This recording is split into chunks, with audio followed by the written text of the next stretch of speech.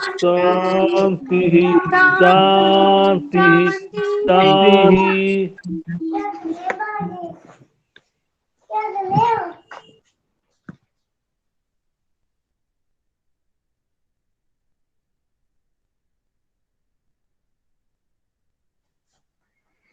ओम। हम दशम सर्ग कर रहे थे और 3 श्लोक हमारे हो चुके थे दशम सर्ग के।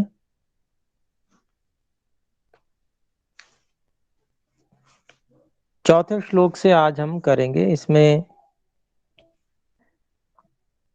10वें सर्ग में महामुनि विश्वामित्र जी का आगमन ये दिखाया जा रहा है। और इससे पहले जो श्री राम जी और चारों भाई,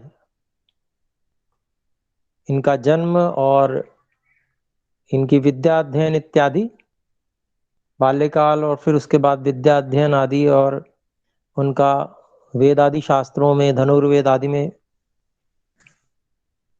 निपुण होना, ये सब चीज ये सब बातें यहाँ पर दिखाई गई। तो आइए दशम सर्ग के चतुर्थ श्लोक को हम पढ़ते हैं। आप भी म्यूट रहते हुए बोलने का प्रयास करें। ते गत्वा राजभवनं विश्वामित्रमृषितदा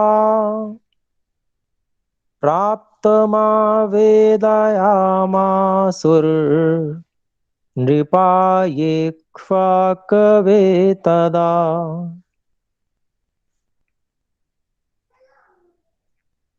तो चौथे श्लोक में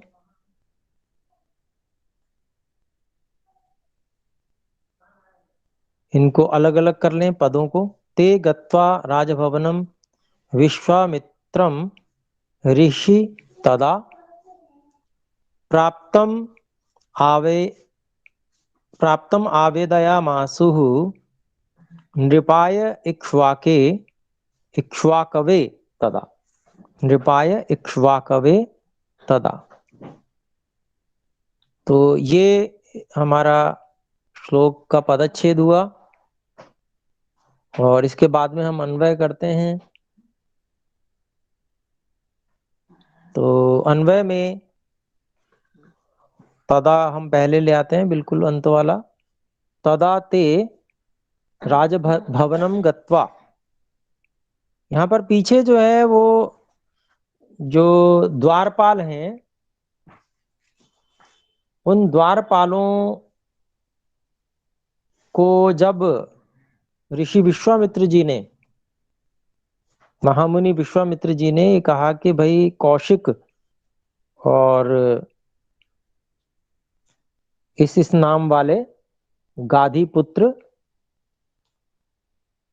आए हैं, ऐसा आप महाराजा दशरथ से जाके कहिए। तो द्वारपाल समझ गए कि भाई ये कोई विशेष व्यक्ति हैं।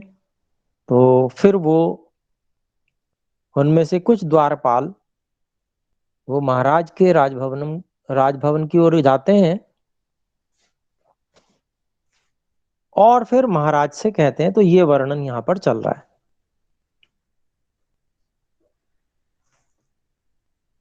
तो तदा ते राजभवनम गत्वा ऋषि विश्वामित्रम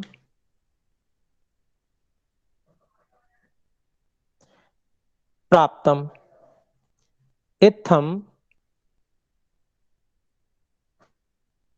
तदा इक्ष्वाकवे नृपाय आवेदयामासुः। ऐसे अन्वय कर लिया इसका हमने और इसका अभिप्राय हुआ तदा ते, तब वे जो द्वारपाल थे, वे राजभवनम गत्वा, राजभवन जाकर ऋषि विश्वामित्र प्राप्तम आए हुए हैं, प्राप्त हो गए हैं। अस्माभि प्राप्तम ऐसा भी कह सकते हैं कि हमको हमारे पास में आए हुए हैं वहां पर। इस प्रकार से इत्थम, इस प्रकार से तब जो इक्ष्वाकु वंश के जो राजा थे अर्थात महाराजा दशरथ, इक्ष्वाकवे निपाय, उनसे आवेदया मासुहु, उनसे निवेदन किया, उनके सामने ये बात रखी।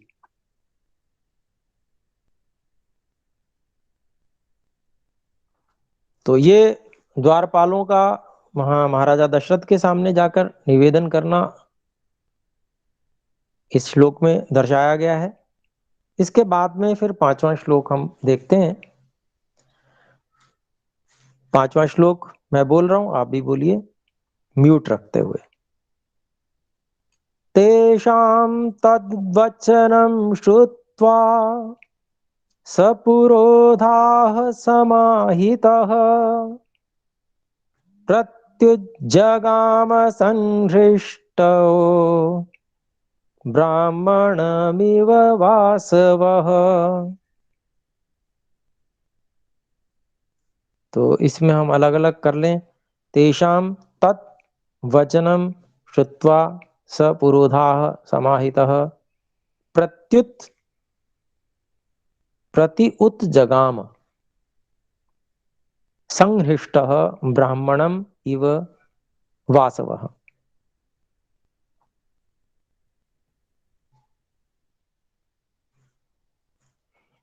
तो अब ये हमने ब्राह्मणम इव वासवः ये हमने पदच्छेद भी कर लिया, और अब हम इसको अन्वय में व्यवस्थित करते हैं। तेषां तद्वचनं श्रुत्वा,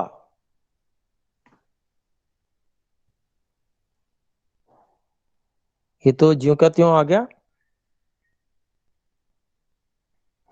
फिर है समाहितः संहृष्टः दशरथः, ऐसा भी कह सकते हैं, या समाहितः संहृष्टः दशरथः यथा,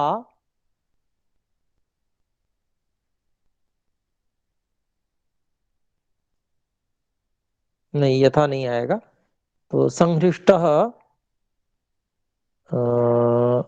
सपुरोधाः,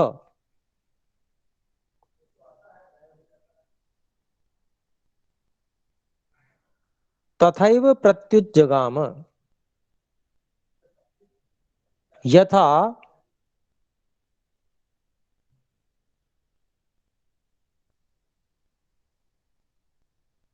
वासवः इव ब्रह्माणम।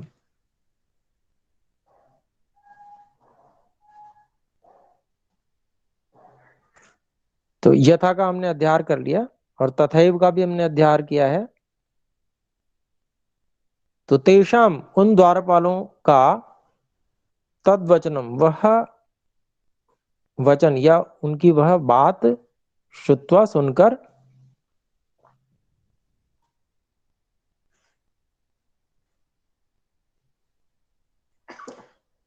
समाहितः संहृष्टः दशरथ, ये विशेषण है महाराजा दशरथ के।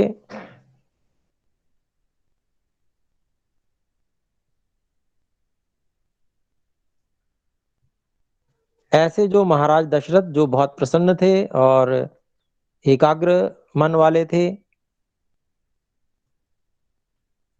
ऐसे महाराज दशरथ सपुरोधाः, महर्षि वशिष्ठ जी के साथ, स साथ के लिए आया है,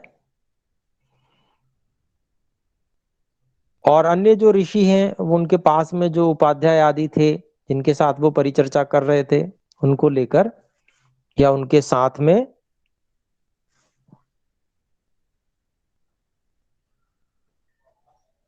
तथैव प्रत्युज्जगाम, ठीक उसी प्रकार से गए।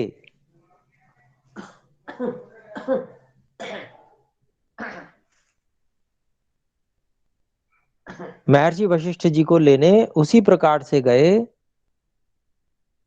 जैसे वासवः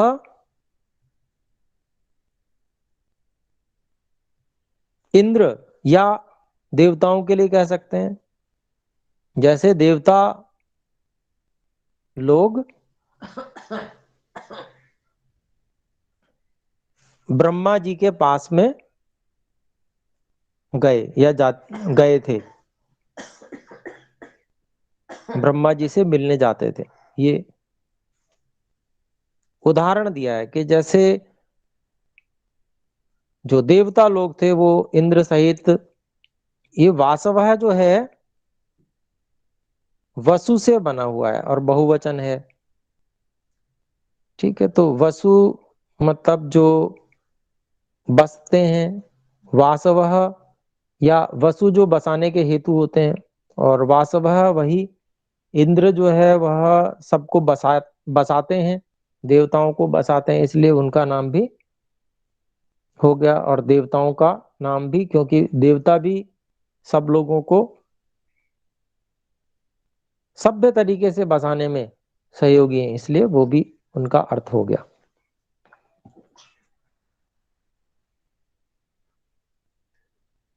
तो जैसे देवता लोग इंद्र आदि सभी ब्रह्मा जी को मिलने जाते हैं,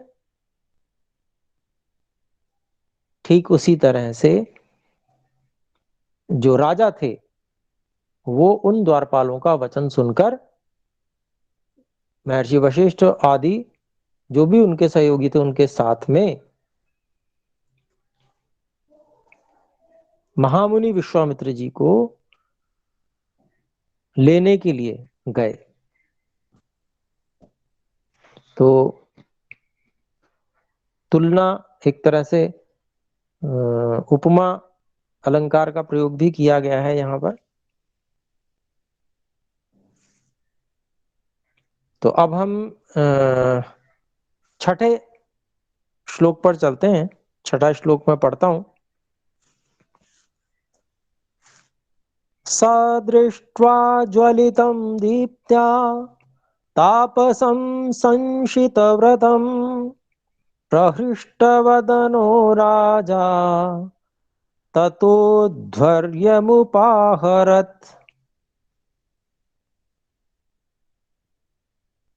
ततोर्घ्यमुपाहरत्, धनी घ है। ततोर्घ्यमुपाहय उपहारयत्, इस प्रकार से इसको बोलेंगे।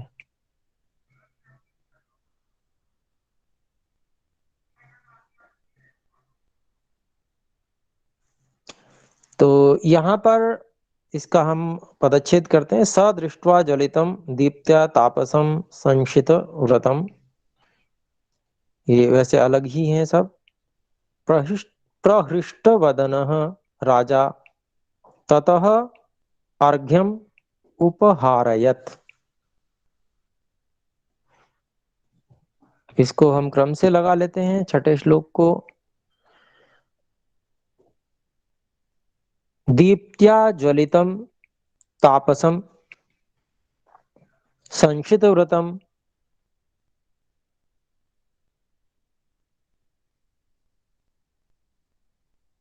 विश्वामित्रम।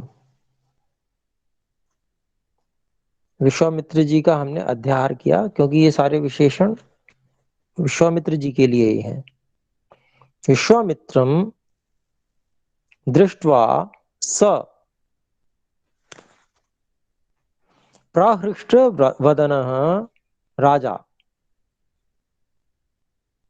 ततः अर्घ्यम उपहारयत्। तो इसका आप हिंदी अर्थ करते हैं। ये सारे विशेषण हैं महामुनि विश्वामित्र जी के दीप्ति से प्रज्वलित हुए जैसे, और तापसम तप से तपे हुए, संशित व्रतम कठोर नियमों का पालन करने वाले।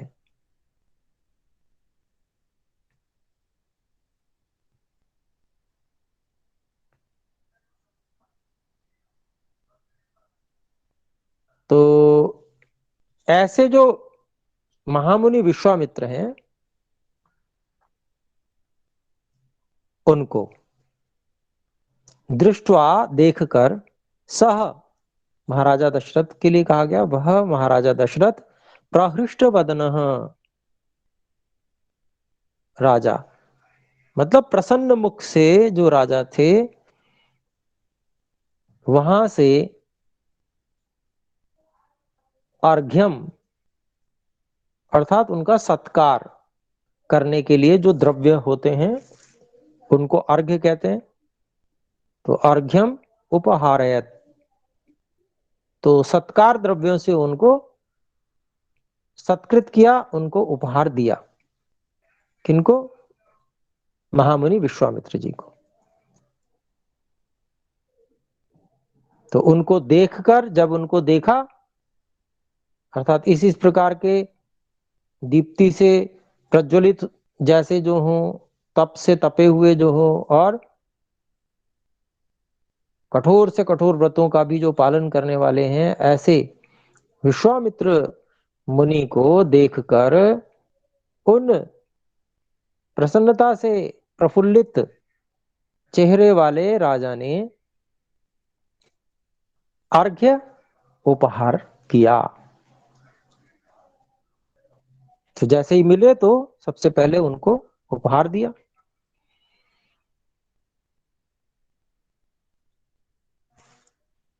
तो ये सब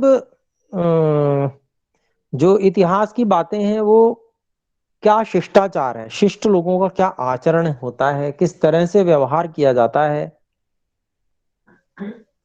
जो तपस्वी लोग होते हैं, जो लोग इस प्रकार से ऋषि होते हैं, जो सारे समाज के कल्याण के लिए जो इस प्रकार से कार्य करने वाले लोग होते हैं, ईश्वर की सहायता से, वेदों की सहायता से जो सारे समाज के कल्याण के लिए शोध कार्य, खोज आदि करते हैं, ऐसे जो तपस्वी लोग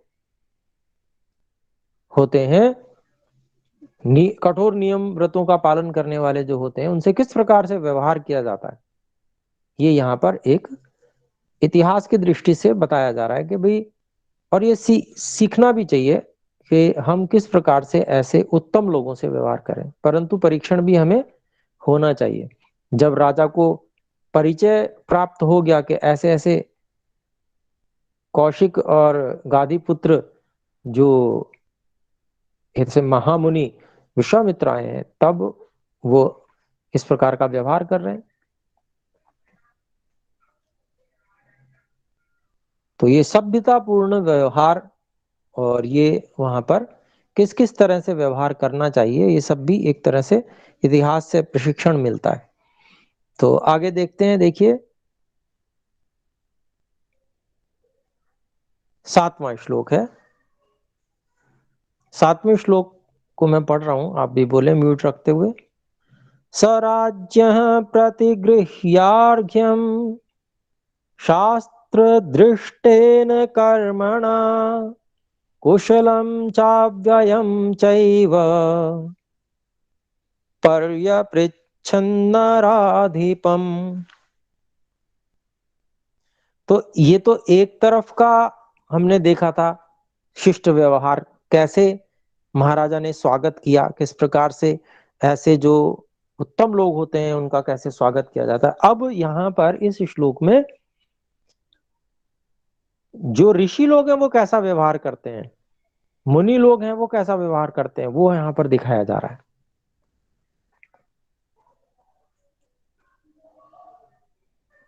तो इसका हम पदच्छेद देख लें। सह राज्य प्रतिगृह्य अर्घ्यम शास्त्र दृष्टेन कर्मणा कुशलम च अव्ययम च एव परि अपृच्छत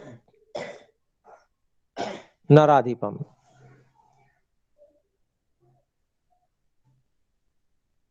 तो ये पदच्छेद हुआ। अब इसका हम अन्वय देखते हैं। सह, सह किसके लिए आया? विश्वामित्र, विश्वामित्र जी सह शास्त्र दृष्टेन कर्मणा राज्यः अर्घ्यं प्रतिगृह्य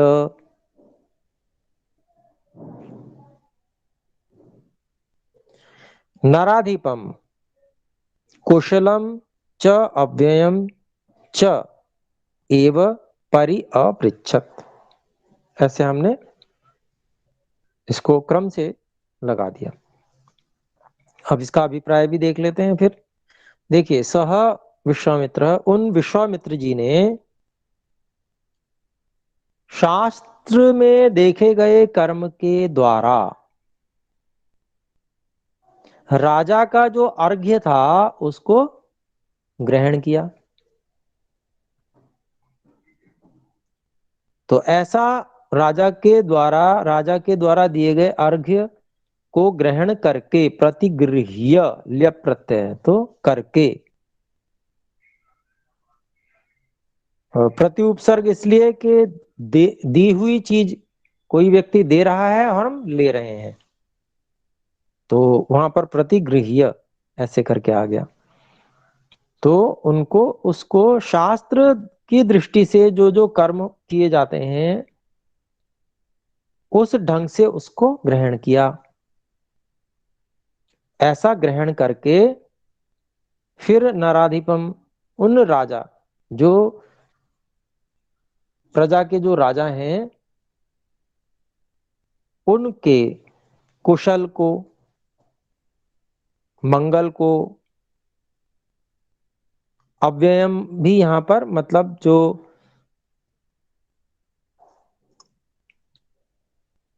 व्यय वैसे सामान्य रूप से खर्चे को कहते हैं, अव्ययम मतलब सब संपूर्णता है, मतलब कोई कमी तो नहीं है, सब कुछ ऐसा, कुशल और अव्ययम। अव्यय उनका पूछा, तो कुशल और क्षेम इसको ऐसे भी कह सकते हैं। पूछा, अपरि अपृच्छत, पूछा, सब प्रकार से पूछा, परि उपसर्ग लगाया मतलब सब तरह से, सब ओर से, बहुत अच्छी प्रकार से उनसे कुशल क्षेम पूछा। तो यह कोई व्यक्ति सम्मान दे रहा है तो उसके सम्मान को और उसके सत्कार को शास्त्र की दृष्टि से किस प्रकार से ग्रहण करना है, अर्थात विनम्रता पूर्वक। कोई व्यक्ति सम्मान करता है तो विनम्रता पूर्वक उसके सम्मान को भी सम्मान देना चाहिए, और फिर उसके बाद में उनका सब कुशल क्षेम आदि पूछना चाहिए। तो ये सब कहीं पर पहुंचे, हम जा रहे गए हैं, तो ये सब एक शिष्टाचार ये है, जो कि इतिहास के माध्यम से हम देख रहे हैं, सीख भी रहे हैं। 8वें श्लोक पे अब चलते हैं। 8वें श्लोक में है, मैं पढ़ रहा हूं, आप भी बोले। पुरे कोशे जनपदे बांधवेषु सुहृत्सु च कुशलं कौशिको राज्ञः पर्यपृच्छत्सु धार्मिकः।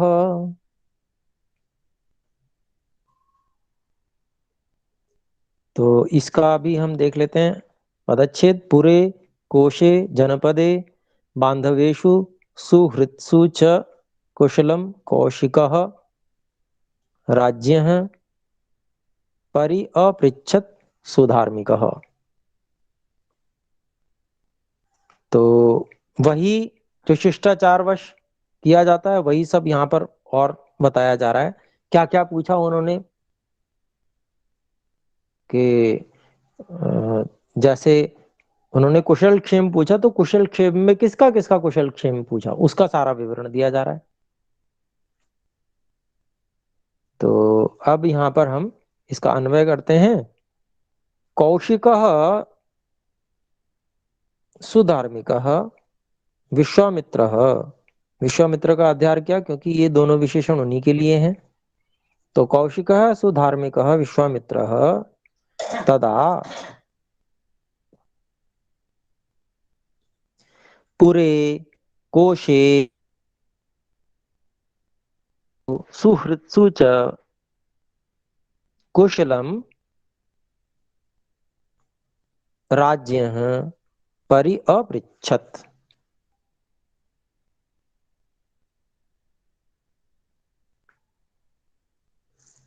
तो इस प्रकार से अन्वय किया और इसका अभिप्राय देख लेते हैं हम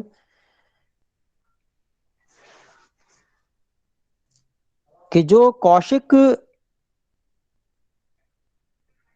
सुधार्मिक, बहुत ही धर्म पर चलने वाले ऐसे विश्वामित्र जो महामुनि थे, उन्होंने तब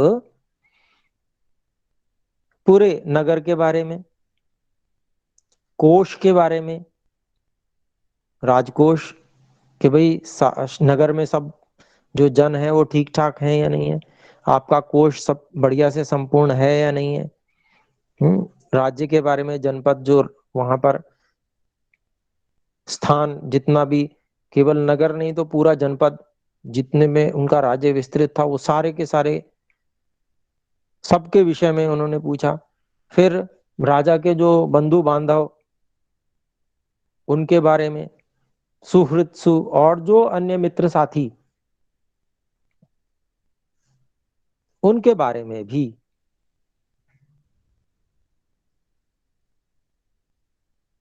जो कुशल क्षेम है वह राजा से परिपृच्छत, सब प्रकार से, अच्छी प्रकार से पूछा।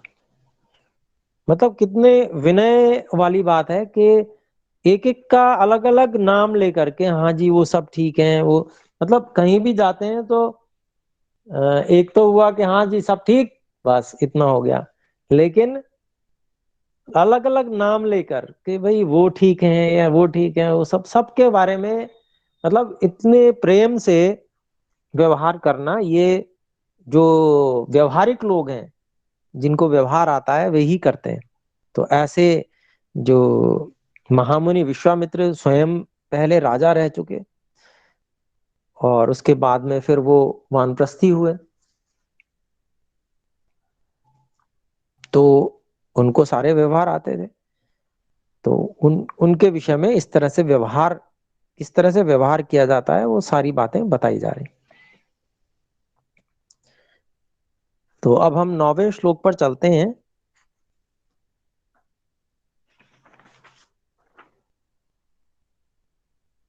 मैं पढ़ रहा हूं, आप भी बोलने का प्रयास करें। वसिष्ठं च समागम्य कुशलं मुनिपुङ्गवः ऋषीश्च तान्यथा न्यायम् महाभाग उवाच। लगभग लगभग अलग ही हैं सब।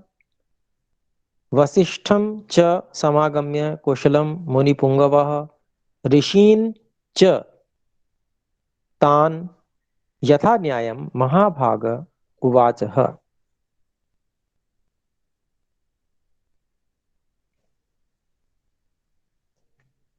फिर राजा के बाद में बाकी जो ऋषि थे, उनसे किस प्रकार से कुशल मंगल सबसे पूछ रहे हैं। मतलब ये कि नहीं एक से मिलने आए हैं तो उन्हीं से नहीं, ठीक है, उनसे तो सबसे पूछ ही लिया, मिल भी लिए। अब जो पास में जो ऋषि थे, वामदेव जी आदि और महर्षि वशिष्ठ जी आदि, उन सब से भी वो इस प्रकार से हालचाल पूछना, कुशल क्षेम और उनसे मिलना, तो ये सब कार्य वो कर रहे हैं। देखिए तो यहाँ पर कहते हैं, देखिए यहाँ पर हम इसका अन्वय करते हैं। मुनि पुंगवः च समागम्य वसिष्ठं कुशलं तान् ऋषीन् च यथा न्यायम् महाभागः वामदेवः आदि उवाच।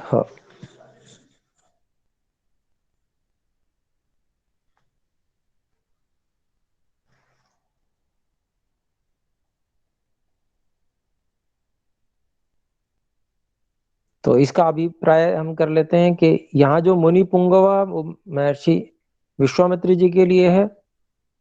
तो इसके बाद में तत्पश्चात मुनियों में जो श्रेष्ठ हैं ऐसे महामुनि विश्वामित्र जी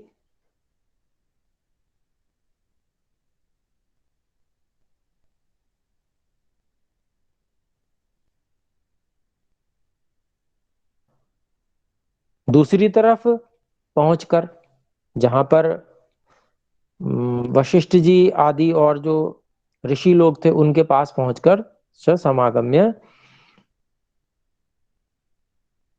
वशिष्ठ जी की कुशलता पूछी, और उसके बाद में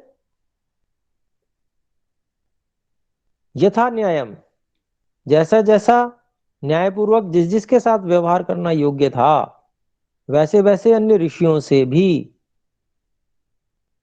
उनकी कुशल क्षेम पूछी। और ऐसे ही उन्होंने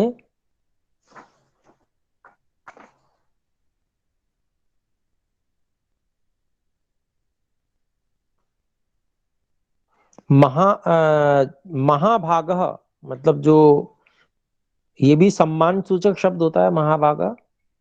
तो ऐसे ऋषि जो वामदेव आदि थे उनसे भी यथाक्रम एक एक करके सबसे मिले और उनकी कुशल क्षेम पूछी। तो कुशल क्षेम पूछने का ही एक जो प्रसंग चल रहा है, तो उसी में महर्षि वशिष्ठ जी की कुशल क्षेम पूछी, उसके बाद में अन्य ऋषियों के भी उन्होंने इस प्रकार से बोल बोल के, हाँ जी आप सब कुशल से तो हैं इत्यादि, सभी से उन्होंने कुशल क्षेम पूछे। फिर इसके बाद में अब हम 10वें श्लोक पे आ जाते हैं।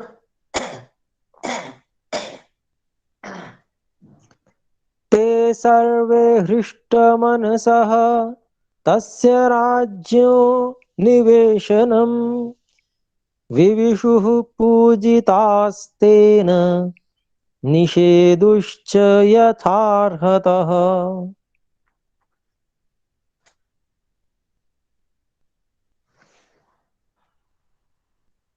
तो ते सर्वे हृष्टमनसः तस्य राज्यः निवेशनम् विवेशुः पूजिताः तेन निषेदुः च यथा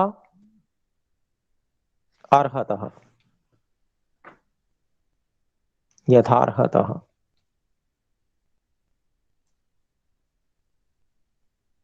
योग्यता के लिए अर्हता आता है, जैसे जैसे जिसकी जिसकी योग्यता है उसके लिए। तो अब यहां पर हम अन्वय कर लेते हैं।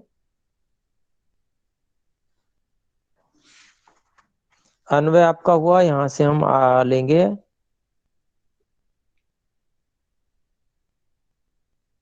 तेन विश्वामित्रेण पूजिताः।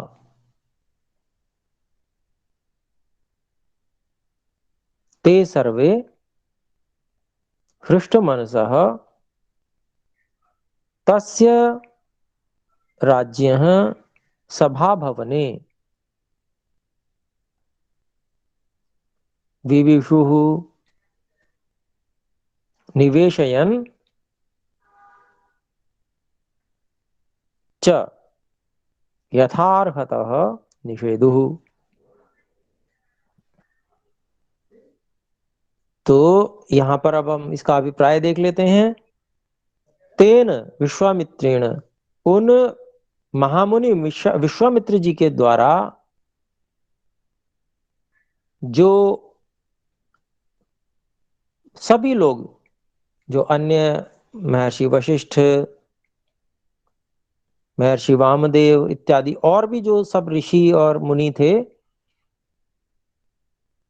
उन विश्वामित्र जी के द्वारा पूजित हुए हुए, अर्थात उनसे कुशल क्षेम पूछे हुए वे सब, ते सर्वे, वे सब हृष्ट मनसः, प्रसन्न मनों से, तस्य राज्य है सभा भवने, सभा भवने की मैंने यहाँ पर अध्ययन किया है, उस महाराजा दशरथ के सभा भवन में विवेशु प्रवेश किए, उन सब ने प्रवेश किया, और निवेशयन और प्रवेश करते हुए,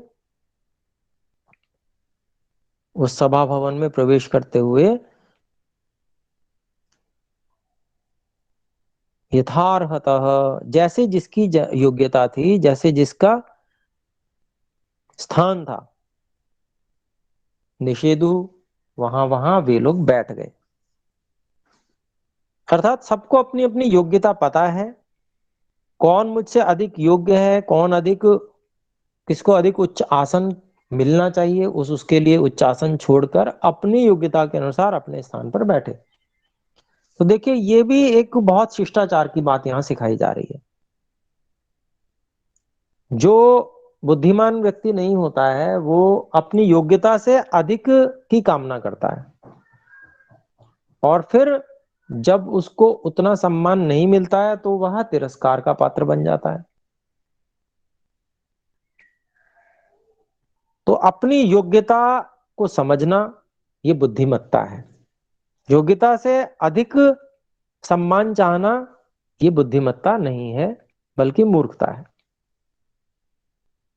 और जब उतना सम्मान नहीं दिया जाए तो अपने आप को तिरस्कृत समझना, अथवा मांग कर बैठना कि मेरे को इतना सम्मान चाहिए,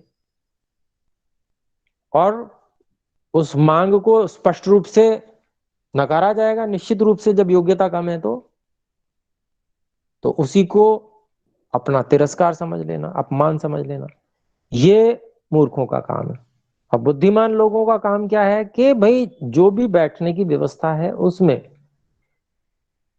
जो हमसे अधिक योग्य हैं उनको पहले स्थान दिया जाए, अधिक ऊंचा स्थान, अच्छा स्थान उनको दिया जाए।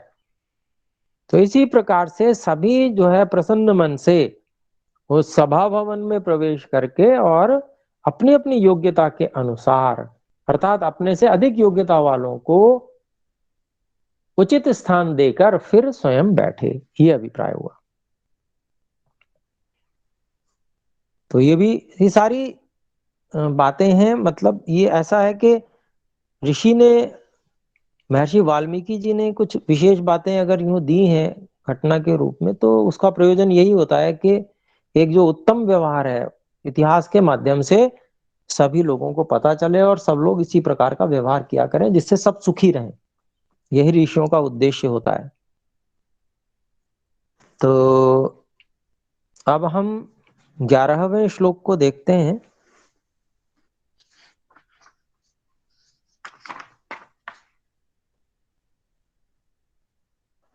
मैं बोल रहा हूं, आप भी बोलें।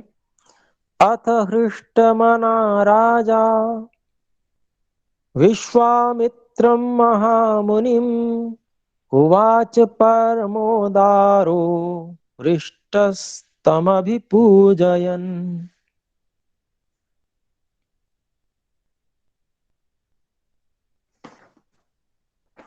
तो इसका हम अलग अलग पदच्छेद कर लें। अथ हृष्टमना राजा विश्वामित्रं महामुनिम् उवाच परम उदारः, परमोदारो, इसका कर दिया हमने परम, परम उदारः हृष्टः तम अभिपूजयन्। इसका हम अन्वय करते हैं। अथ हृष्टमना परम उदारः राजा विश्वामित्रं महामुनिम् अभिपूजयन्।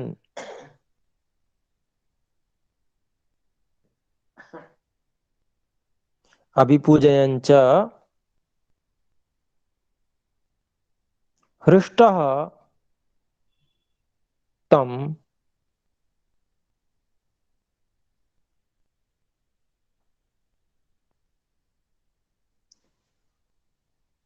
उवाच।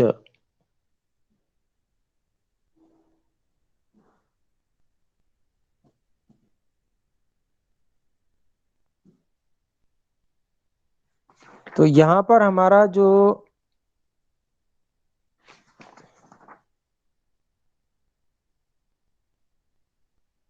11वां श्लोक है, इसका हमने अन्वय किया।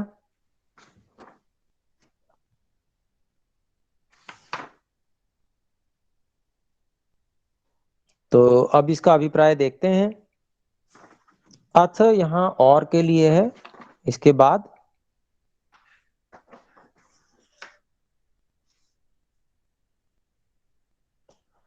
बहुत प्रसन्न मन से, हृष्ट मना, बहुत ही प्रसन्न मन से,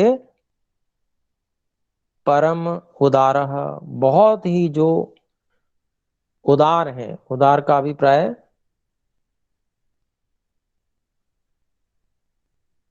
जो कंजूस ना हो, वो उदार है। अर्थात खुले मन से सभी का सहयोग करने वाला जो होता है वो उदार होता है। तो ऐसे परम उदार जो राजा महाराजा दशरथ हैं, महाराजा दशरथ ने बड़े प्रसन्न मन से, परम उदार राजा ने विश्वामित्र मित्रम महामुनि, विश्वामित्र महामुनि को अभिपूजयन, उनका सत्कार करते हुए। तो विश्वामित्र महामुनि का सत्कार करते हुए हृष्टः,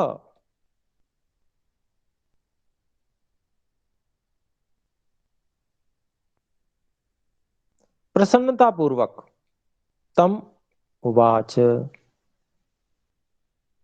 उन विश्वामित्र जी को कहा, उनसे बोले। तो क्या बोले, अब वो आगे 3 श्लोकों में है,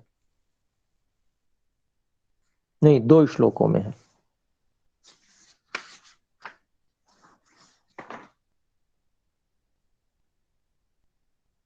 तो बोलने का तरीका क्या होना चाहिए, ये भी इसमें प्रसन्नता से और उदारता पूर्वक बोलना चाहिए, ये शिष्टाचार है। केवल ऊपर से दिखावा और अंदर से नहीं हो, ये ऐसी बात नहीं होनी चाहिए।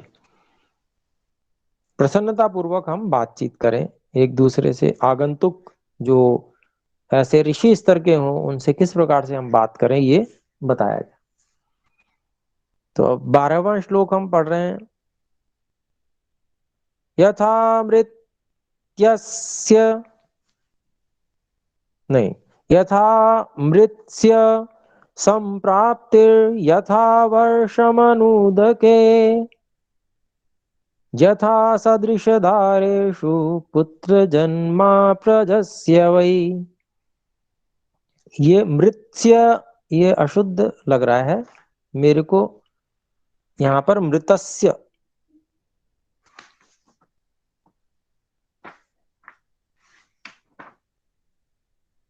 यथामृतस्य, क्योंकि यथा अमृतस्य ये हम फिर इसको तोड़ लेंगे बाद में।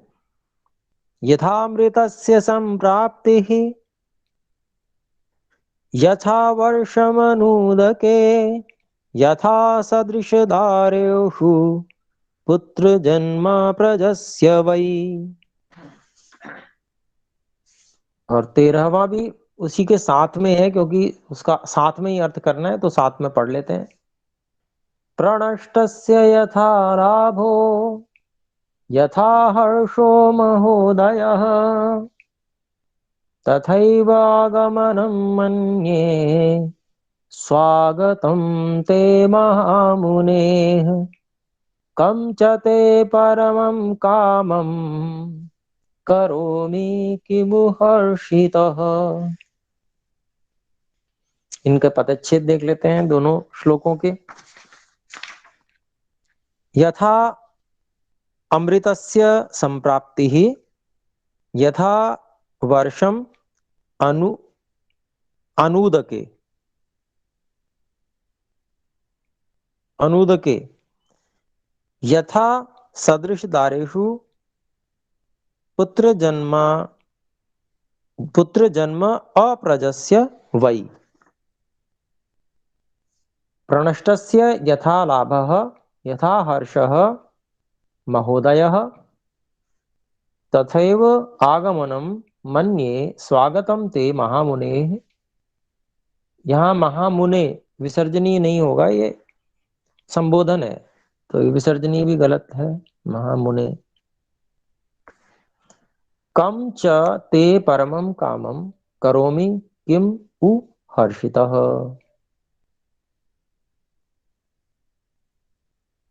तो अब इन दोनों श्लोकों का अन्वय देख लेते हैं।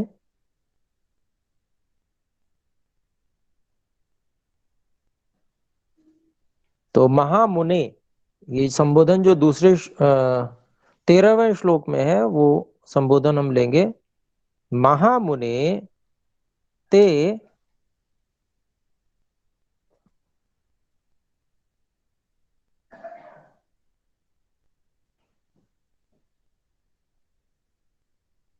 आगमनम तथा एव, महामुने ते आगमनम तथा एव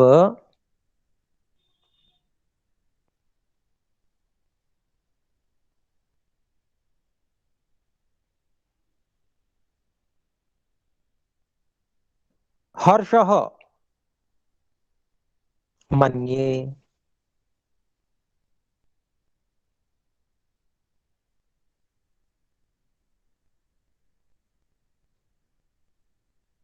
यहां से हमने आरंभ किया। हे महामुनि, आपका, ते तेरे के लिए आता है, लेकिन वो संस्कृत का प्रयोग है। हिंदी में हम सम्मान सूचक बोलेंगे कि हे महामुने, आप, आपका आना, ते आगमनम, आपका आना, तथा एव वैसे ही, हर्ष मन्ने, हर्ष वाला मानता हूं, वैसे ही हर्ष वाला मानता हूं।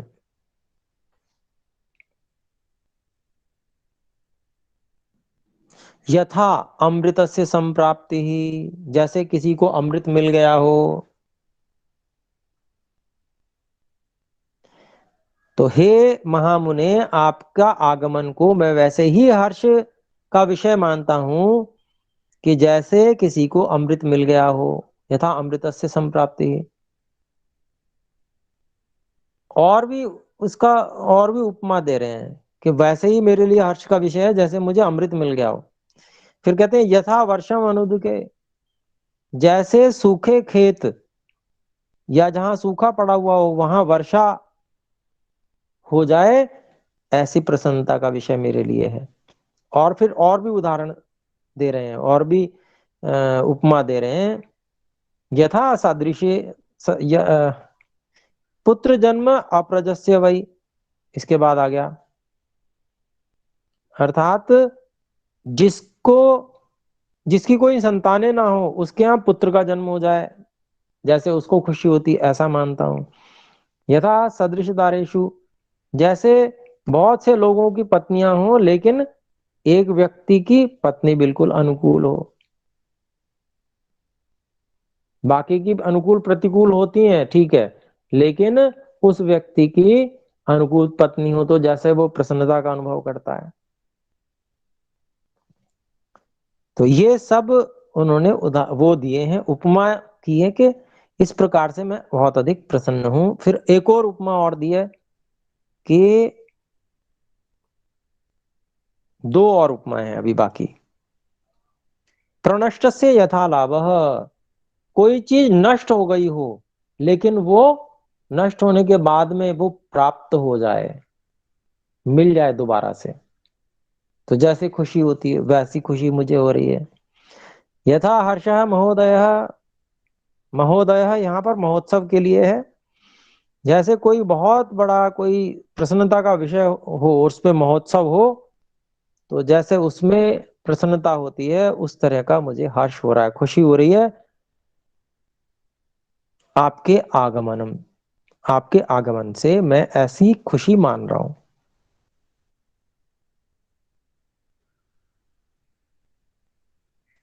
फिर कहते हैं स्वागतम करोमि का हमने अध्ययन कर लिया कि हे महामुनि, हम आपका स्वागत कर रहे हैं, मैं आपका स्वागत करता हूं।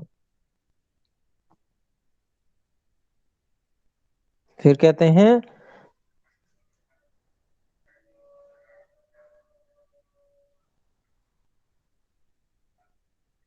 अहम हर्षितः, मैं प्रसन्न होता हुआ, किम उ, क्या करूं आपके लिए, कम च ते परमम कामम करोमि, और क्या काम करूं और कौन सा ऐसा काम करूं जिससे परमम सबसे अधिक जो प्रिय आपका काम कार्य हो जाए। तो ऐसा प्रश्न उन्होंने महामुनि विश्वामित्र जी से पूछा कि मुझे तो इतनी प्रसन्नता हो रही है कि जैसे कई सारे तो उन्होंने उपमाएं दे दी। तो इस प्रकार से वाक्यों का संयोजन विद्वान लोग करते हैं। जैसे राजा तो चारों वेदों के विद्वान थे, महाराजा दशरथ, तो इस प्रकार के उन्होंने उनके सम्मान में शब्द कहे। प्रसन्नता हो भी रही थी उनको, ऐसा नहीं कि ऊपर से कुछ है अंदर से कुछ नहीं, वास्तव में उनको ऐसी प्रसन्नता थी। ऐसे ऋषियों का, ऐसे मुनियों का स्वागत करके लोग पहले प्रसन्न हुआ करते थे कि इसको अतिथि यज्ञ कहा करते थे, कि अतिथि हमारे घर आए हैं।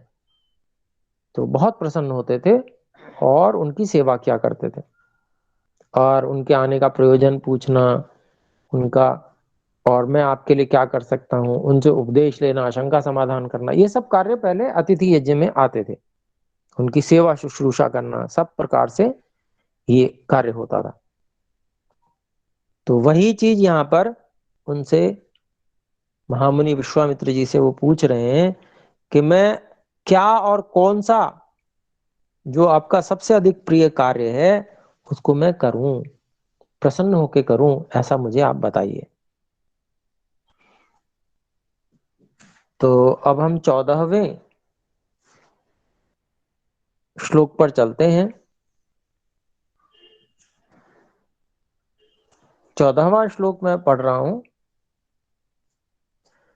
पात्रभूतोऽसि मे ब्रह्मन् दिष्टया प्राप्तोऽसि मानद, अद्य मे सफलं जन्म जीवितं च सुजीवितम्। तो इसका पात्र भूतः असि, ये पदच्छेद कर रहा हूं मैं ब्रह्मन दिष्टया प्राप्तः असि मानद, अद्य मे सफलम जन्म जीवितम च सुजीवितम। ये तो पहले से ही अलग अलग है। तो इसका हम अन्वय कर लेते हैं।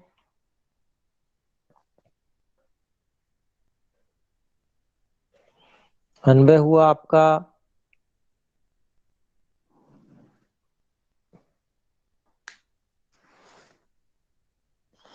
हे ब्राह्मण,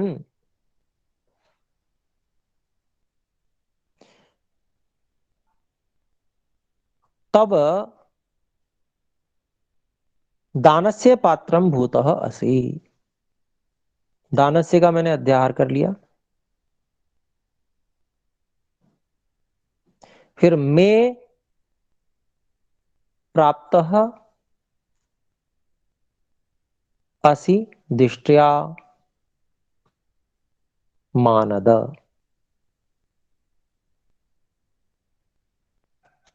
अद्य मे सफलम जन्म जीवितम च सुजीवितम।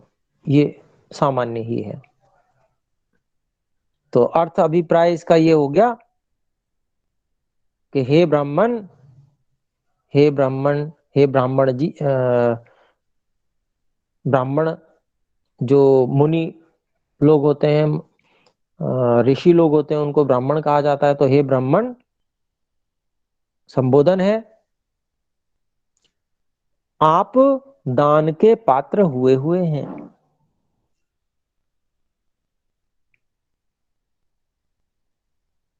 तो आप सुपात्र हैं मेरे लिए, आप जो भी कहेंगे मैं उसको करूंगा, मतलब मैं जो भी आप मांगेंगे मैं देने के लिए तैयार हूं, आप पात्र हैं उसके लिए।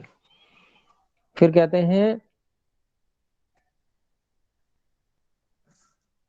मैं प्राप्त असि, आप मेरे पास में आए हैं, ये मेरा सौभाग्य है।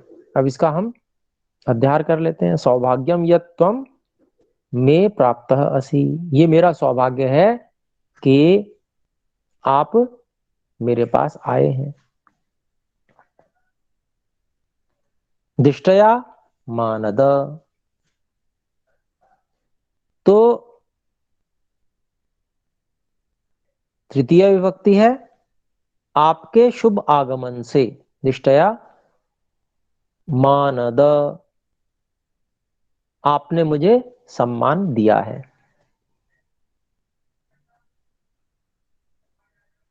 फिर अद्य में सफलम जन्म, आज मेरा ये जन्म सफल हो गया, आपके दर्शन करके और आपका स्वागत करके, आपका सत्कार करके मेरा ये जन्म सफल हो गया। जीवितम च सुजीवितम, और मेरा जीवन उत्तम जीवन बन गया, कि मेरे को ये अवसर मिल गया, ये सौभाग्य मिल गया आपको स्वागत करने का। तो ये इस प्रकार से उत्तम वचन बोलना, ये हमारी परंपरा, वैदिक परंपरा है।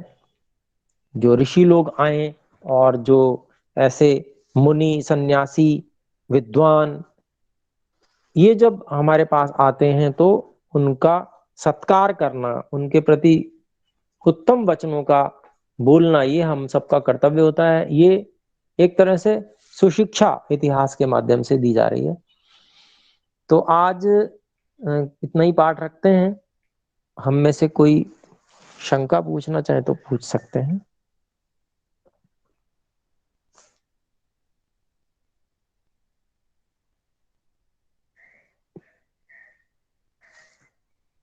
तो मैं समझता हूँ कोई आज विशेष ज्यादा शंका भी नहीं है।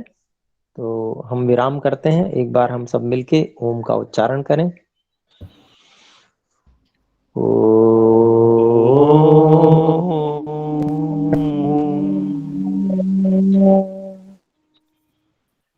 सभी को सादर नमस्ते। नमस्ते नमस्ते गुरु जी। नमस्ते जी, नमस्ते गुरु जी, जी। नमस्ते जी, नमस्ते जी।